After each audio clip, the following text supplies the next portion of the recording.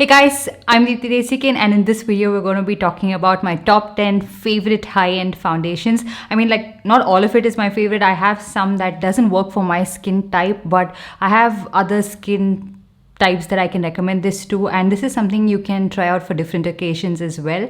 So I will try to insert as many demos as I can for these foundations, but if they are not there, it's because it's a little bit harder to swatch a lot of foundations. Actually, I have 11, I think. I will be filming a affordable version of this as well, so because I don't want to like include too many products in one, and it would be a little bit of a lengthy video. I will be doing one for affordable and one for high end. Anyways, my skin type, before we get started with this video, is sort of normal to dry during the winter months, so I try to find foundations that are not too matte on my skin, something that is a little bit glowy skin like.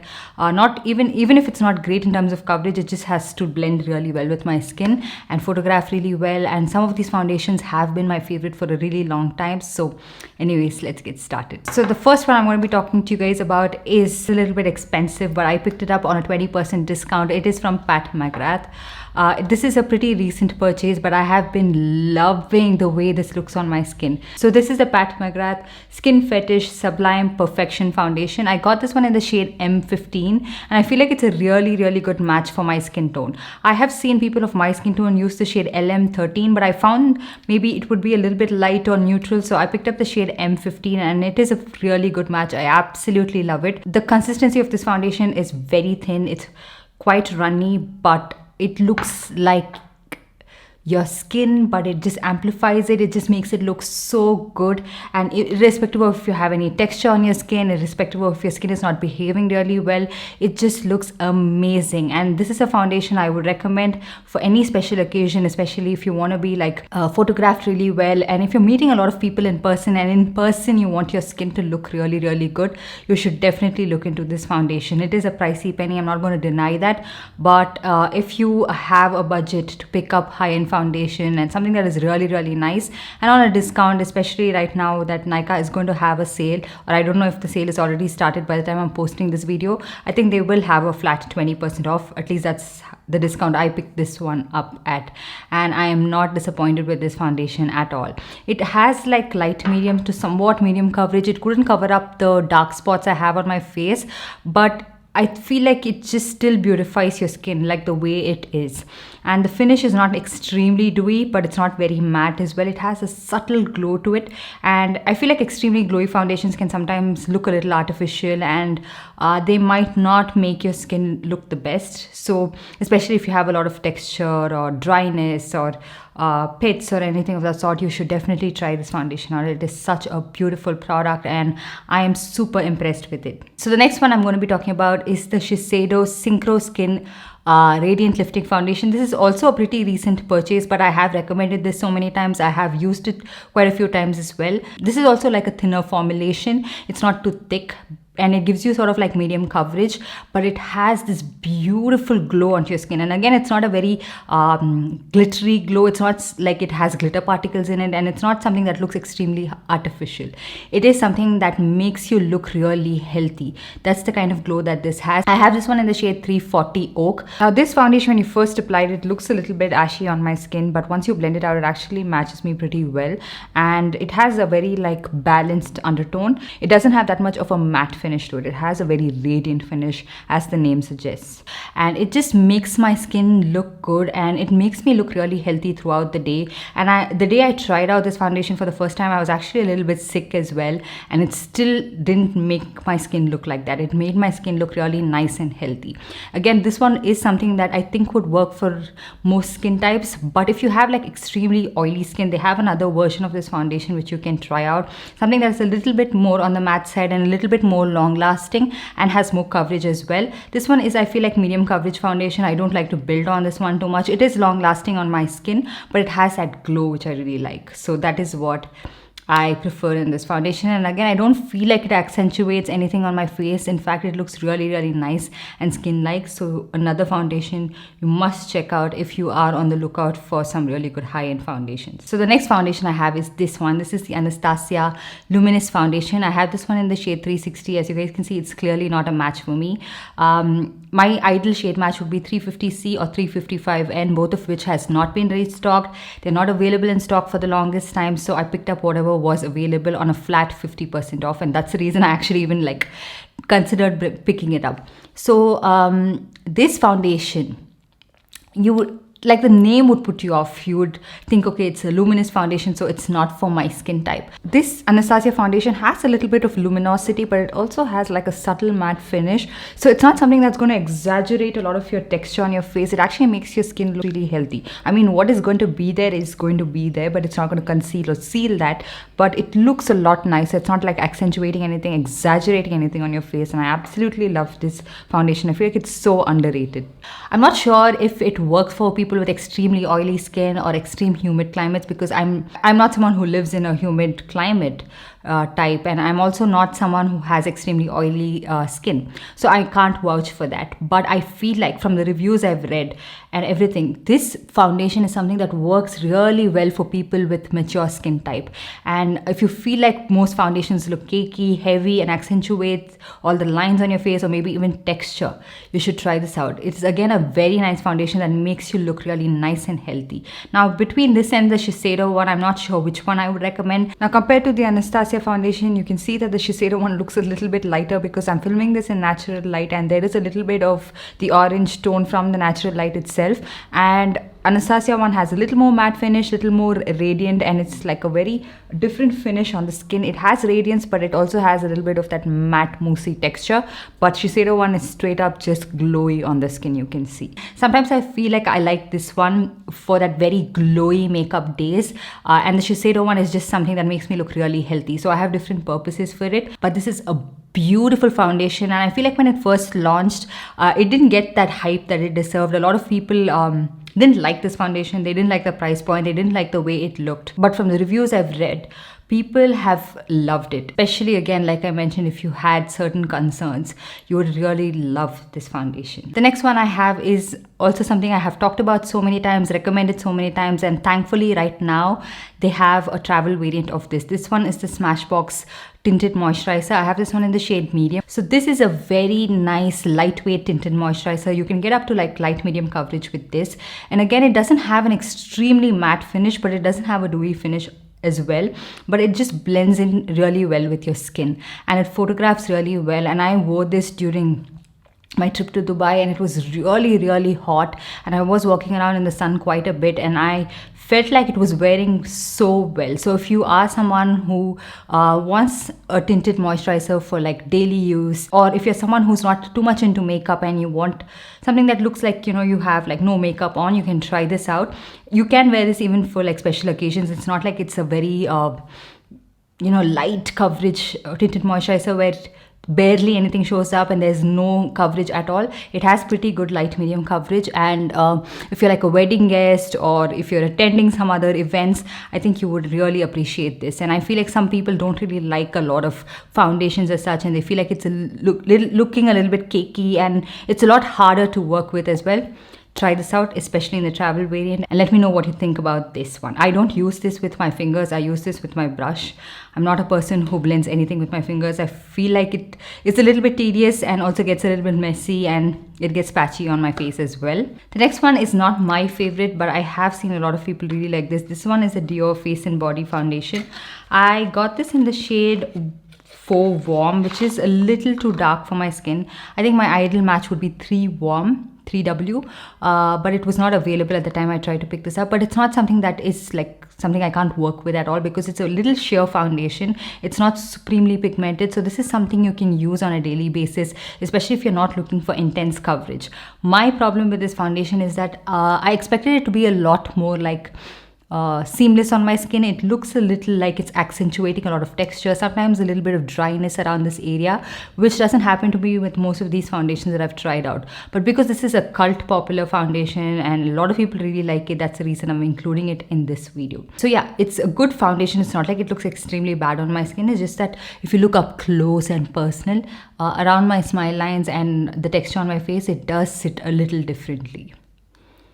But it is a very like light to sort of light medium coverage foundation. It's something again that looks like second skin, not something that you have to build on. And yeah, Here I have inserted a comparison of the DIOR Face and Body Foundation and the Smashbox Halo Tinted Moisturizer. You can see the Smashbox one has a little bit more of a glow, a luminosity to it, and the DIOR foundation is a little bit more matte, and it also provides slightly a tad bit more coverage. It's just that the DIOR one is a little bit more like warm olive, even though it's just a warm shade, and over time it does kind of cling on to my skin texture and kind of dries my skin out. But other than that, it's a very like second skin kind of a foundation. The next one I'm going to be talking about is the Huda Beauty Fauxfilter Stick Foundation. This is, I feel like, one stick foundation that I can trust and reach out for. It makes my skin look so good, gives me really good coverage, almost like a full coverage stick foundation. I just feel like I don't have the right shade match in Huda Beauty right now after the reformulation, the change in shades.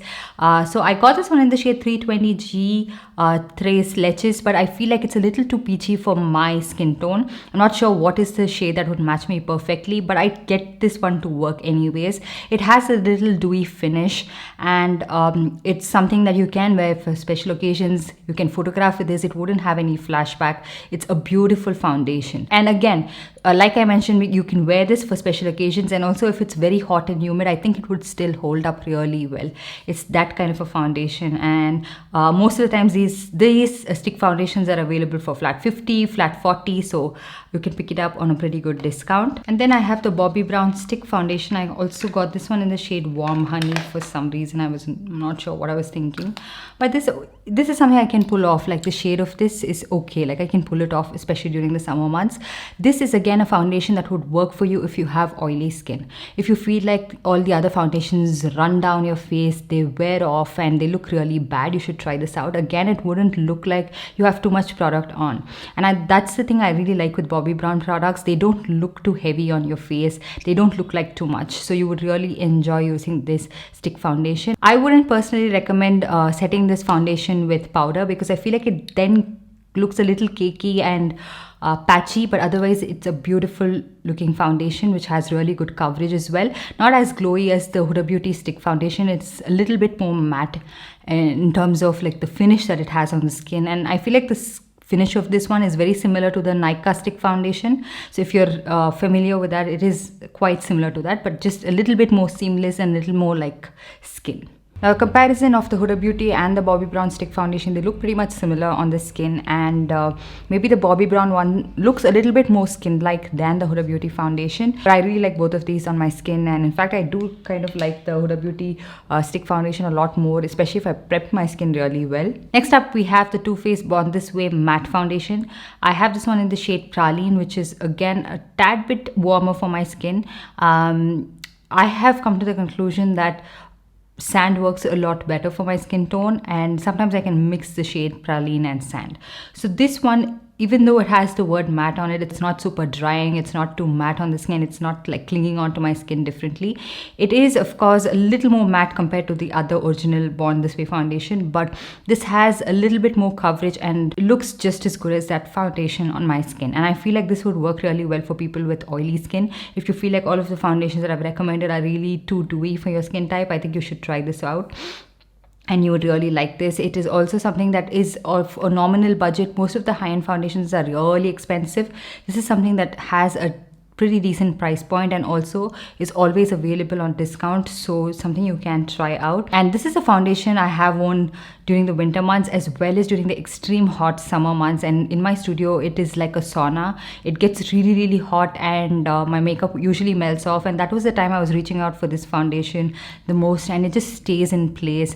And it is something you can set with powder as well, and it wouldn't look too matte. It just looks good. Like, it's not too radiant but it's not too matte. Again, it's not emphasizing anything on your skin, and it just wears beautifully and it doesn't let the sweat and everything seep through. And another foundation that is a pretty recent discovery, but I have been loving it and I have mentioned it quite a few times. This one is the Bobbi Brown Skin Longwear Weightless foundation. I have this one in the shade Honey. If you are wondering, like, Honey and Warm Honey, they don't really have much of a shade difference. Now this, I got it on a buy one get one. Sometimes they have that offer on mini products on Bobbi Brown, and that's the reason I picked it up and I got to try out this foundation, which was on my wish list for the longest time.